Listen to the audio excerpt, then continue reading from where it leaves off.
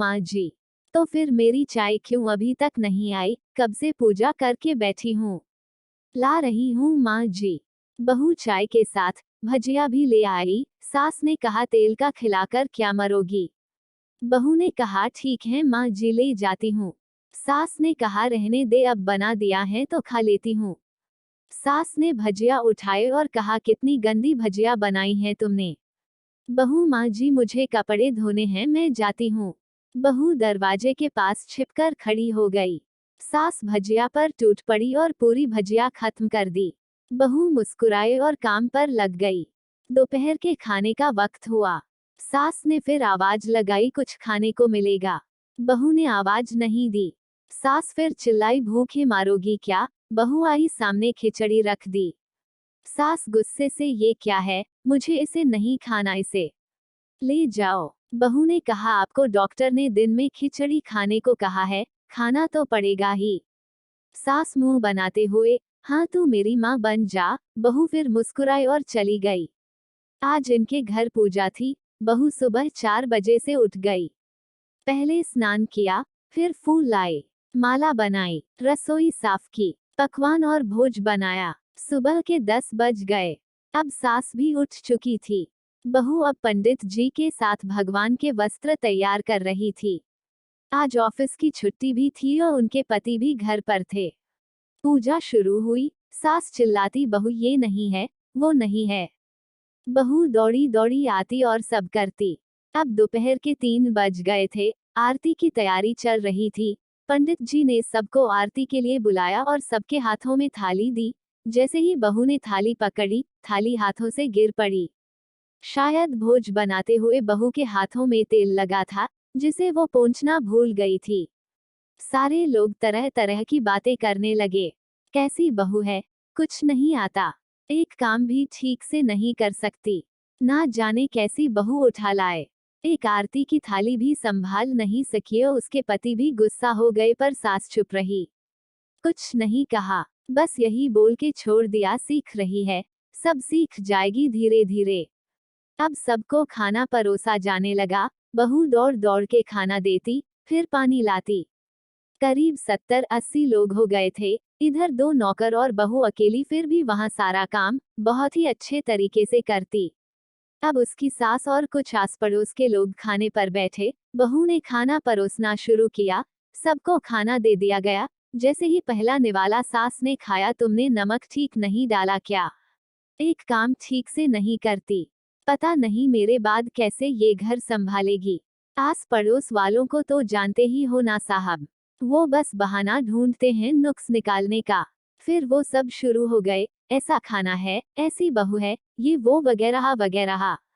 दिन का खाना हो चुका था। अब बहू बर्तन साफ करने नौकरों के साथ लग गई। रात में जगराता का कार्यक्रम रखा गया था। बहू ने भी 1-2 गीत गाने के लिए स्टेज पर चढ़ी। सास जोर से चिल्लाई मेरी नाक मत कटा देना, गाना नहीं आता तो मत गा, वापस आ जा। बहू मुस्कुराए और गाने लगी।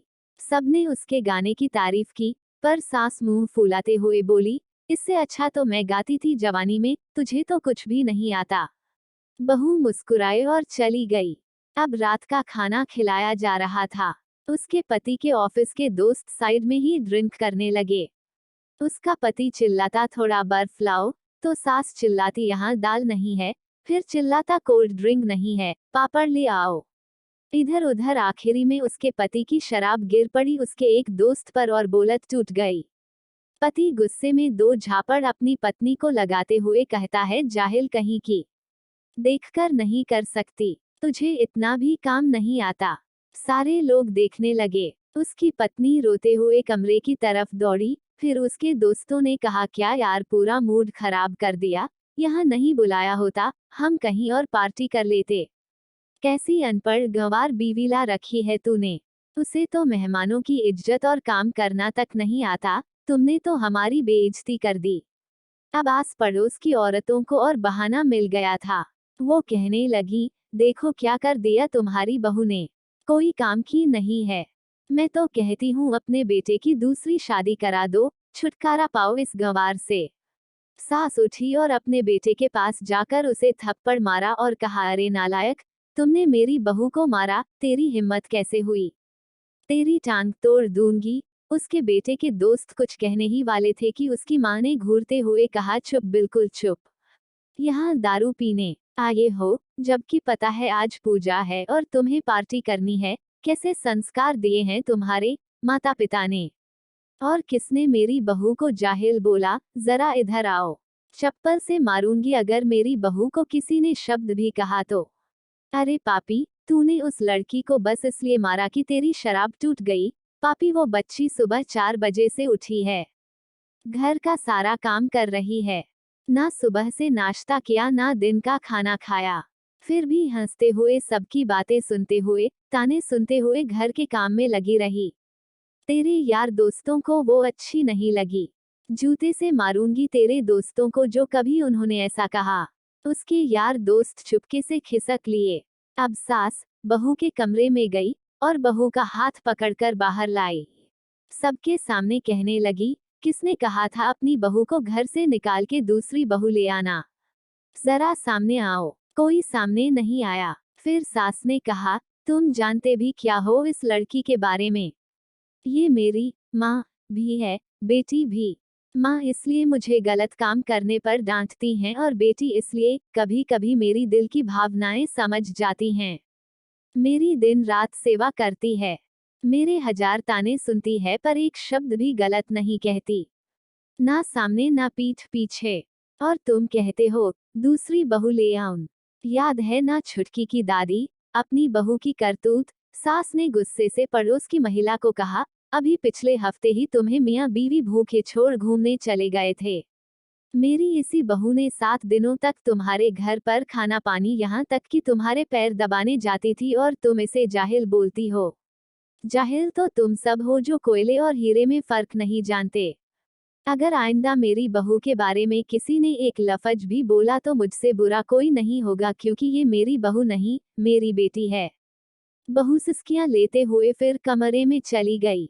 सास ने एक प्लेट उठाए और भोजन परोसा। बहू के कमरे में खुद ले गई। सास को भोजन लाते देखा तो बहू ने कहा, अरे माँ जी आप क्या कर रही हो, मैं खुद ले लेती।